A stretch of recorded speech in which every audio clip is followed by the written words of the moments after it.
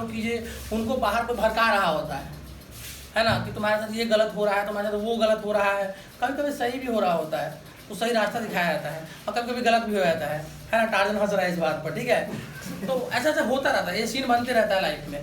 तो भक्ति आंदोलन के टाइम पे क्या हुआ था, तुमने अपने धर्म में लाखों कर्म कांड घुसा रखे थे। तुमने कहा कि भैया हम दलितों को मंदिर में प्रवेश नहीं देंगे, तुमने कहा हम उन्हें वेद नहीं पढ़ने देंगे, तुमने एक मतलब जन्म लिया हुआ इंसान को छुआछूत का मार्ग दिखा दिया। और एक तरफ इस्लाम का उदय होना शुरू हो गया, इस्लाम यहाँ पहुँच चुका था। उसने कहा समानता का पाठ पढ़ाना शुरू कर दिया, सब समान है, सब बराबर है। ये प्रभाव पड़ा तो जहाँ से क्या हुआ, सूफी आंदोलन का प्रभाव पड़ा।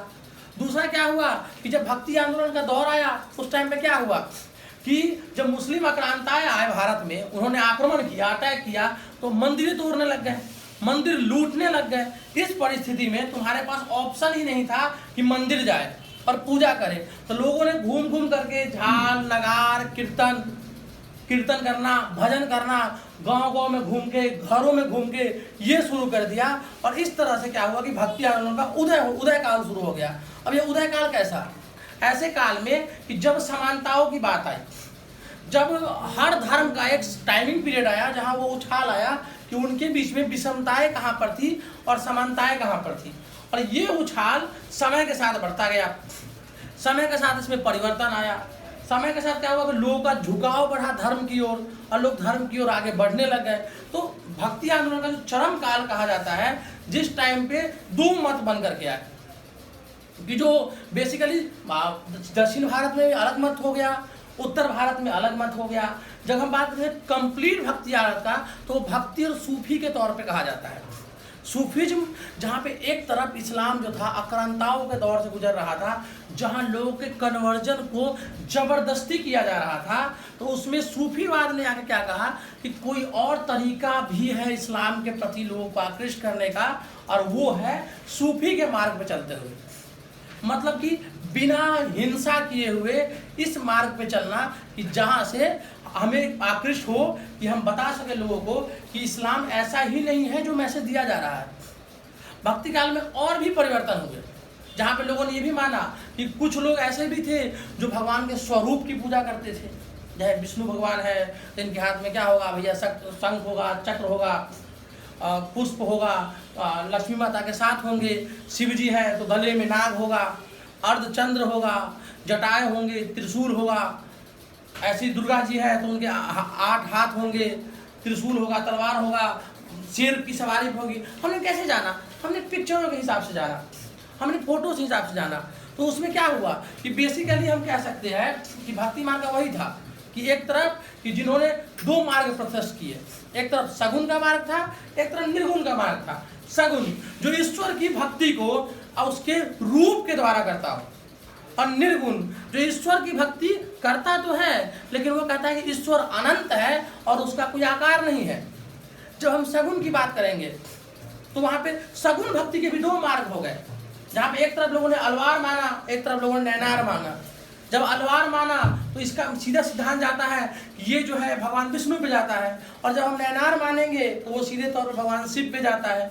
अब बहुत तरह की बातें आती है, जैसे आपसे पूछेगा मीरा का जीवन सबसे उत्कृष्ट स्थान में गिना जाता है, जिसको अपने जीवन को कृष्ण को समर्पित कर दिया, कृष्ण को ही सब कुछ मान लिया उसने। उसके जीवन में एक ही मोटो था कि कृष्ण कृष्ण कृष्ण, और उन्होंने कुछ भी को अपने आप को नहीं माना। मतलब कंप्लीटली अगर जो राधा का स्थान है वो आधुनिक इतिहास में मीरा का भी वही स्थान आया, जो प्रेम कृष्ण, उन्होंने मतलब शादी भी हुआ, उनका शादी भी हुआ भोजराज के साथ जो राधा सांगा के बेटे थे।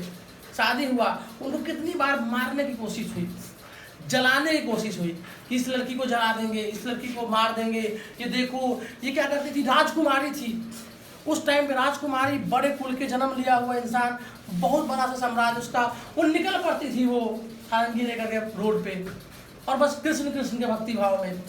उसके भक्ति में लोभ कभी नहीं होता है। जब हम स्वार्थी हो जाते हैं ना तब लोभ का उत्पत्ति होता है। हम कहते हैं आज जा रहे हैं, मंगलवार है, जा रहे हैं, बूंदी चढ़ा देता हूँ, लड्डू चढ़ा देता हूँ, भगवान ने भी मेरा मनोकामना पूरा कर देना। और मंदिर में तुम्हारा निगाह लगा होता है कि पंडित जी 4 लड्डू ज़्यादा नहीं निकाल लिए, और तुम भक्ति मार्ग की बात करते हो। भक्ति ऐसे नहीं मिलता है। प्रेम कभी भी अपेक्षा नहीं होता है और ना प्रेम में उपेक्षा की जाती है। प्रेम तो पवित्र है यार। आजकल लोगों ने प्रेम को गंदा कर दिया। मतलब आजकल जो इंस्टाग्राम और ट्विटर और फलाना ढमकाना जो कहीं भी मिल जा रहा है उसको प्रेम का नाम दे दिया और कहते हैं आई लव यू, और वहीं से रिप्लाई मिलता है आई लव यू टू। अब मतलब कुछ नहीं इन बातों का, कुछ भी ऐसे ही है। जब उनसे पूछा था प्रेम की परिभाषा क्या है तो कुछ नहीं है, मैं तुम्हारे बिना नहीं जी सकता। ये प्रेम थोड़ी है, ये मोह है। ये मोह है। प्रेम कभी भी नहीं हो सकता वो।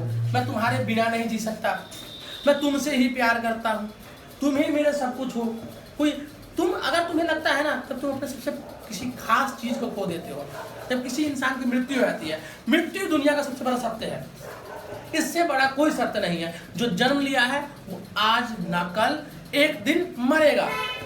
हम कहते हैं कि हम उस इंसान से बहुत प्यार कर रहे हैं और इसीलिए हमने क्या किया कि हम उसके लिए रो रहे हैं। नहीं, तुम अपने स्वार्थ के लिए रो रहे हो। जिस तरीका से तुम्हारा कोई कीमती फोन टूट जाता है और वापस तुम्हें नहीं मिल सकता ना तो तुम रोने लगता है, चला फोन टूट गया मेरा, अब क्या होगा, मेरा उस रिकॉर्ड था, फोन गिर गया, मेरा वीडियो था, मेरा ऑडियो था, मेरा डेटा था, फलाना था, ढमकाना था। ऐसी उस इंसान से तुम्हारा स्वार्थ था।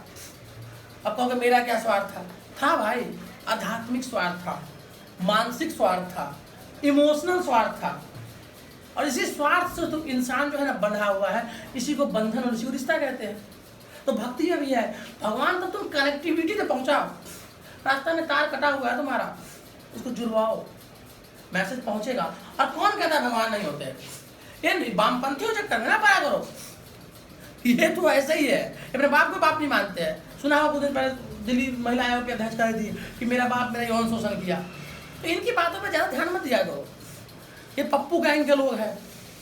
हाँ, इनका कल सीना इनका जो था मेन लीडर, कल उसको संसद से बर्खास्त कर दिया गया, 2 साल के लिए बर्खास्त कर दिया है ना। वो खत्म हो गई थी कहानी और वो संसद सदस्य नहीं रहे, ये 7 साल है ना। तो ये चीज़ चलते रहता है।